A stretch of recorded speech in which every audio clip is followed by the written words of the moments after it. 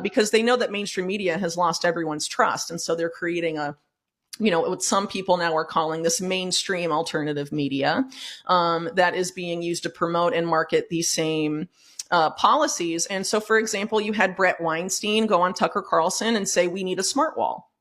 You've had Colonel Douglas Macgregor, who I believe had an advisory role in the last Trump administration, saying we need a smart wall. You have Trump's lawyer and senior advisor to his super PAC saying we need biometric ID for voting. That's how they're going to sell it to the right. And they're also going to sell it sort of as a private sector initiative as opposed to a public sector initiative. But remember, all of this stuff, the digital ID agenda included, is a public-private partnership. ID 2020 and those groups, that's how they function. It's a public-private partnership. And so the public sector leaning rhetoric appeals to the left, private sector leaning rhetoric appeals to the right. And the other ways they're going to try and pitch this to the right, and they're already doing it, is not just through increased border security, but as an answer to the voter ID issue.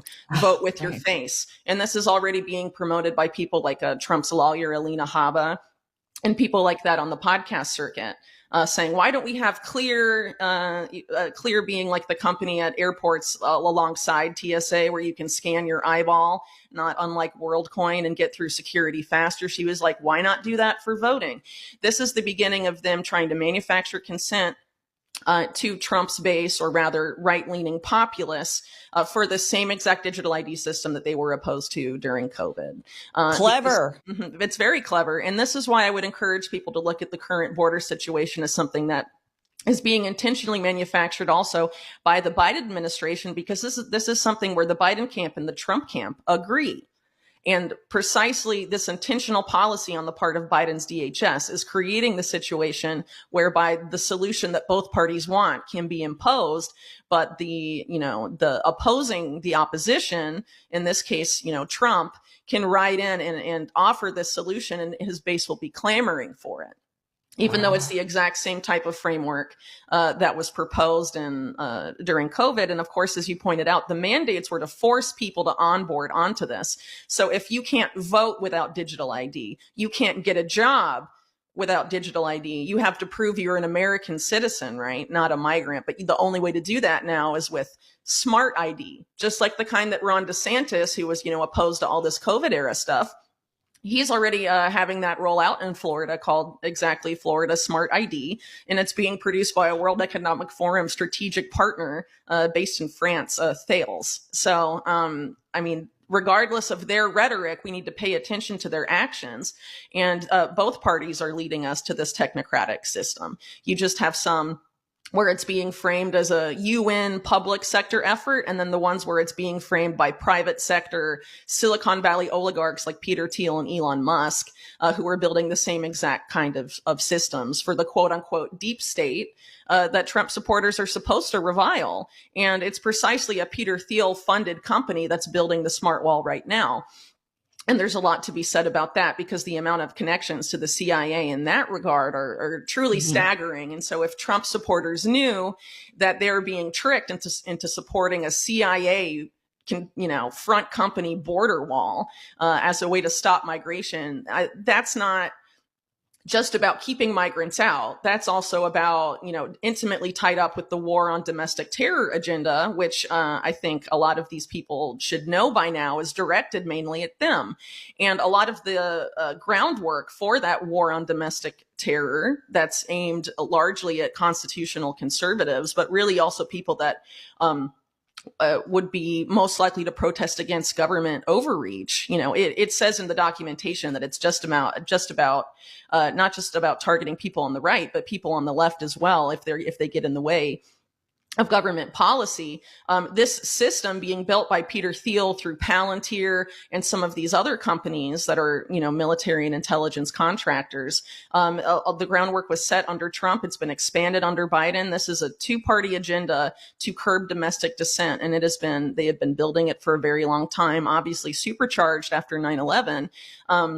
But they're essentially being, sheepdogged into a situation where they're cheering on their own prosecution. And there was also an effort that was being pitched to Trump by Jared Kushner and Ivanka to create this agency that Biden actually ended up creating called HARPA, the Health DARPA, an ARPA for health, but Biden called it ARPA-H. He moved the H to the N to make it look slightly different, I guess, than what was being pitched and fielded in the Trump administration. But the flagship program of that was called Safe Homes, which is an acronym for something. And essentially what that program was to have artificial intelligence comb over all of Americans' social media posts to look for early warning signs of what they called neuropsychiatric violence as a way to stop mass shootings before they start. So if your social media post suggests that you may commit a crime in the future, you could have your guns taken away. You could have be ordered to attend like a court-ordered psychologist. You could go to preventative prison. This is a Republican administration considering this proposal. That's part of the wealth transfer in the elimination of individual freedoms, because when countries are in perpetual wartime, just look at World War I and World War II, people's freedoms and constitutional protections disappear. It happened for Japanese Americans in World War II. In World War I, it was just as extensive as that, really. I mean, they deputized regular civilians to go around and pull people out of their houses and say they were enemies of the state for being German Americans and stuff in World War I. There's a lot of forgotten history there that I think people should go back and perhaps revisit, because this is what governments, not just the United States, but including the United States, routinely do when they say, there's a national emergency and there's war. And in the Reagan administration, the same people like Oliver North, for example, that was involved in Iran-Contra and resurfaced in the Trump administration to propose the creation of a private CIA with Eric Prince. He was one of the point men in this idea of continuity of government, or the continuity of government protocol that was sort of came out to an extent during the Iran-Contra hearings. And what that was about is that if the government declared a national emergency under like the vaguest terms, and one of the examples of something that could trigger this was a nationwide nonviolent protest about U.S. military intervention abroad. So a massive nonviolent protest against war, they said, could trigger this. Would be, the same pre-crime paradigm, the idea of rounding up potential troublemakers before they could cause a problem and prevent the continuity of government. And so what people don't understand is that the deep state, I think a lot of people, just because of the rhetoric from independent media over the past several years, I think it's been intentionally cheapened so people don't understand what the deep state is or what the CIA even is and how it works. And, I think all of these very damaging entities and very problematic entities in the U.S. government seem to be making this calculated move to the private sector to be held up sort of as saviors. They're going to collapse the public sector, the problematic parts of it.